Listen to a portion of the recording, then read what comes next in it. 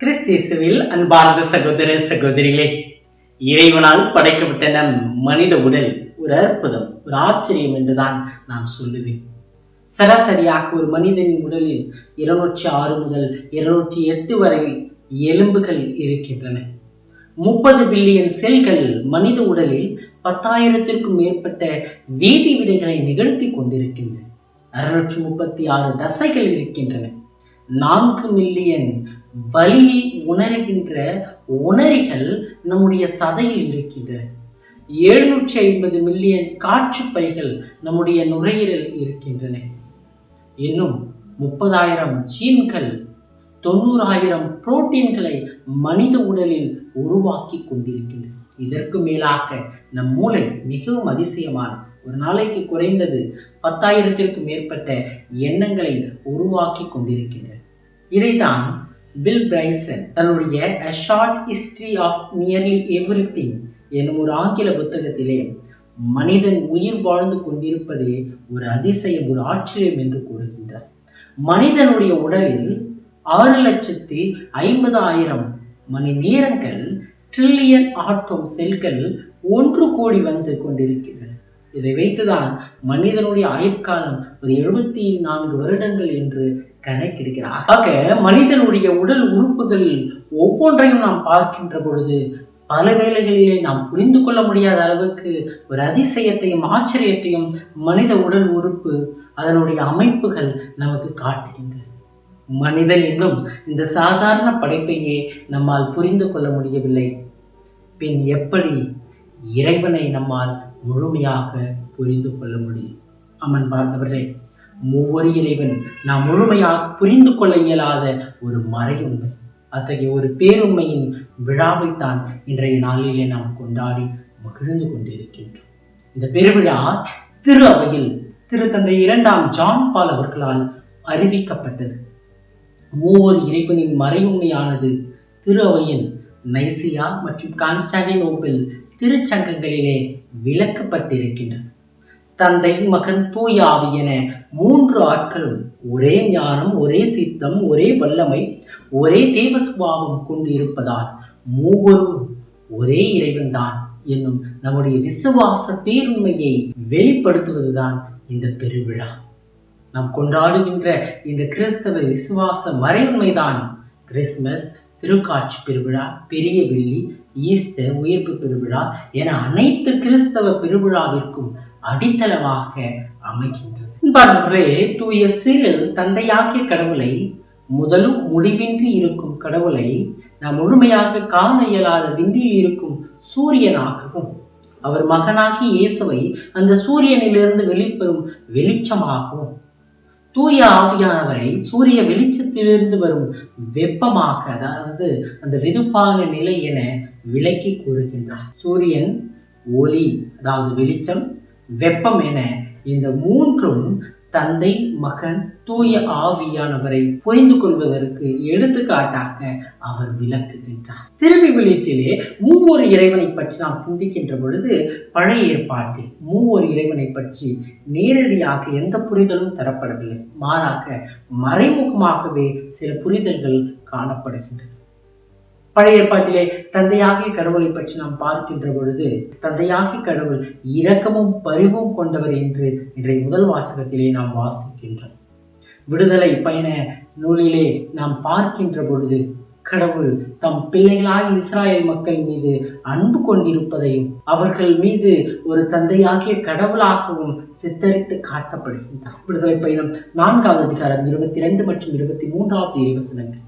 தந்தையாகிய கடவுள் இஸ்ராயல் மக்களை முதல் மகனாக எண்ணியதை காண்கின்றோம். விடுதலை பயணம் 6வது அதிகாரம் 6 முதல் 7 வரை உள்ள இறை வார்த்தைகள். இன்னும் எஸ்ஐயா புத்தகத்தில் 63வது அதிகாரம் 16வது இறைவசனத்திலே இஸ்ராயல் மக்கள் யாவே கடவுளை தந்தை என அழைப்பதையும் நாம் பார்க்கின்றோம். இவ்வாறாக பழைய ஏற்பாட்டிலே தந்தையாகிய கடவுள் அன்பும் இரக்கமும் பரிவும் கொண்ட ஒரு தந்தையாக இருப்பதை நாம் பார்க்கிறோம். பழைய ஏற்பாட்டிலே இயேசுவை பற்றி நேரடியாக எந்த குறிப்பும் இல்லாவிட்டாலும் இயேசுவினுடைய முன் நிழலில் இருப்பதை பார்க்கின்றோம். அதை 3 நிலைகளிலே பார்க்கின்றோம். ஒன்று, ஆண்டவரின் தூதர். பழைய ஏற்பாட்டில் இயேசு ஆண்டவரின் தூதர் என உருவகப்படுத்தப்படுகின்றார். தொடக்கம் 16ஆம் அதிகாரம் 7-30 வரை உள்ள இறை வார்த்தை. இரண்டாவதாக ஆண்டவரின் வார்த்தை. பழைய ஏற்பாட்டிலே இறைவன் உலகை படைத்த பொழுது ஆண்டவருடைய வார்த்தை இயேசு என உருவகப்படுத்தப்படுகின்றார். திருப்பாடல்கள் 107:20, தொடக்க நூல் 1:1. அதைத்தான் படைப்பின் தொடக்கத்திலேயே இயேசு வார்த்தையாக இருந்தார் என யோவான் நற்செய்தியிலும் நாம் வாசிக்கின்றோம். மூன்றாவதாக ஆண்டவரின் ஞானம். ஞானம் மனிதனாக உருவாக்கப்படுத்தப்படுகின்றது. அதுவே இறைமகன் இயேசு எனவும் பழைய ஏற்பாட்டிலே கூறப்படுகின்றது. நீதிமொழிகள் 1ஆம் அதிகாரம் 20வது வசனம். ஆக பழைய ஏற்பாட்டிலே இயேசுவின் நிழலீடு ஆண்டவரின் தூதராகவும் ஆண்டவரின் வார்த்தையாகவும் ஆண்டவரின் ஞானமாகவும் சித்தரிக்கப்படுகின்றது.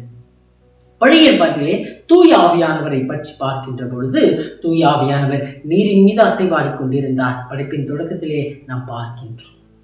இறைவாக்கினர் எசையாவை பேச வைத்ததும் ஆண்டவருடைய ஆவிதான். பழைய ஏற்பாட்டில் பல இடங்களிலே இந்த தூய ஆவியின் செயல்களை நாம் மறைமுகமாக பார்க்கின்றோம்.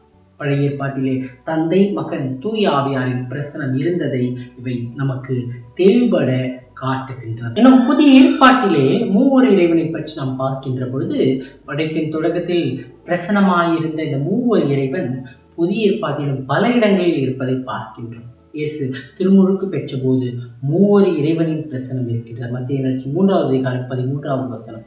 தந்தையாகிய கடவுளின் குரலும் மனித உறவில் இயேசு திருமுழுக்கு பெறுவதையும் தூய ஆவி புறா வடிவில் இறங்கி வருவதையும் இந்த மூவர் இறைவனின் பிரசனம் நம்முள் வெளிப்படுத்துகின்றது. ஆண்டவரின் தூதர் மரியாவுக்கு மங்கள வார்த்தை சொன்ன போதும், இயேசு ஒரு மாற்று பெற்ற போதும், இயேசுவினுடைய அந்த இறுதி உரையின் போதும் இயேசுவினுடைய வார்த்தைகளில் மூவர் இறைவனுடைய பிரசனம் இருப்பதை நாம் பார்க்கின்றோம். இன்றைய நற்செய்தி வாசகத்தில் இயேசு நிகதேமுவிடம் தனக்கும் தந்தைக்கும் உள்ள உறவை வெளிப்படுத்துவதை பார்க்கின்றோம். தந்தையிடமிருந்து நான் வந்தேன், தந்தையிடம் நான் திரும்பி செல்வேன், உங்களுக்காக துணையாளராம் தூய ஆவியை அனுப்புவேன், தந்தை, மகன், தூய ஆவியரின் பெயரால் திருமுழுக்கு கொடுங்கள். யோவான் நற்செய்தி 14ஆம் அதிகாரம் 16வது வசனம், யோவான் நற்செய்தி 14ஆம் அதிகாரம் 11வது வசனம் என இயேசுவினுடைய வார்த்தைகள் அனைத்தும் புதிய ஏற்பாட்டிலே மூவர் இறைவனின் பிரசன்னத்தை நமக்கு எடுத்து காட்டியது. அன்பார்ந்தவர்களே, மூவர் இறைவனை பற்றி சிந்திக்கின்ற பொழுது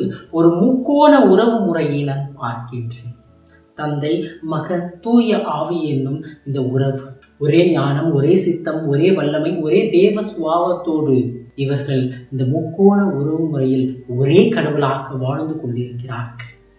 மூவொரு இறைவனின் அனுபவத்தை நம்முடைய வாழ்க்கையிலும் நாம் உணர்கின்ற பொழுது, நம்புகின்ற பொழுது, அந்த விசுவாசத்திலே ஒவ்வொரு நாளும் கிறிஸ்தவர்களாக வாழுகின்ற பொழுது நாமும் இதே உறவு முறையில் வாழ்வதற்கு, ஒற்றுமையோடு இருப்பதற்கு அழைப்பு பெறுகின்றோம். நம்முடைய வாழ்வும் இத்தகைய உறவு முறையோடு தான் இருக்கின்றது. நான் இறைவனோடும் நான் என்னுடைய குடும்பத்தோடும் சமூகத்தோடும் உறவு கொண்டிருக்கின்றேன். என்னுடைய குடும்பம், என்னுடைய சமூகம் இறைவனோடு உறவு கொண்டிருக்கும். என்னுடைய குடும்பம், என்னுடைய சமூகம் என்னோடு உறவு கொண்டிருக்கும். இறைவன் என்னோடும் உறவு கொண்டிருப்பார். என்னுடைய குடும்பத்தில், என்னுடைய சமூகத்தில் இருப்பவர்களோடு அவர் உறவு கொண்டிருப்பார். ஆக தந்தை, மகன், தூய ஆவியானவரின் உறவு முறையைப் போல நம்முடைய அன்றாட மனித வாழ்க்கையும் இறைவன், நான், என்னுடைய குடும்பம், என்னுடைய சமூகம் என்னும் ஒரு முக்கோண உறவு முறையிலே இருக்கின்றன. இன்றைக்கு எப்படி தந்தை, மகன், தூய ஆவியானவர் ஒரே கடவுள் என்று சொல்லுகின்ற அளவுக்கு ஒரே சித்தத்தோடு, ஒரே ஞானத்தோடு, ஒரே வல்லமையோடு, தேவ சுபாவத்தோடு இருக்கிறார்களோ, அதே போல நம்முடைய உறவுகளிடமும் நாம் ஒற்றுமையோடும் அன்போடும் மகிழ்ச்சியோடும் வாழ்வதற்கு தான் இந்த மூவர் இறைவன் நமக்கு அழைப்பு தருகின்றார். அத்தகைய ஒரு உறவு முறையை நம்முடைய அன்றாட வாழ்க்கையை நாம் உருவாக்குவதற்கு அழைப்பு பெறுகின்றோம். அன்பார்ந்தவர்களே, அகில உலகமெங்கும் ஆலய மணிகள் 3 முறை ஒலிப்பது கிறிஸ்தவர்களாகிய நாம் தந்தை, மகன், தூய ஆவி என்னும் மூவர் இறைவனிடம் நம்மை அர்ப்பணித்து ஜெபிக்க வேண்டும் என்பதற்கான ஒரு அழைப்பாகும். ஒவ்வொரு முறையும் திருச்சபையினுடைய திருவழிபாட்டு நிகழ்வுகளில் நாம் பங்கெடுக்கின்ற பொழுது தந்தை, மகன், தூய ஆவியானவரை போற்றி புகழ்ந்து நாம் துவங்குகின்றோம், முடிக்கின்றோம். இன்றைக்கு இந்த மூவர் இறைவன் நாம் நம்முடைய வாழ்க்கையிலே இறைவனையும் சகோதர சகோதரிகளையும் சார்ந்து ஒற்றுமையாக இருக்க வேண்டும் என்பதற்கு முன்னுதாரணமாக இருக்கின்றது.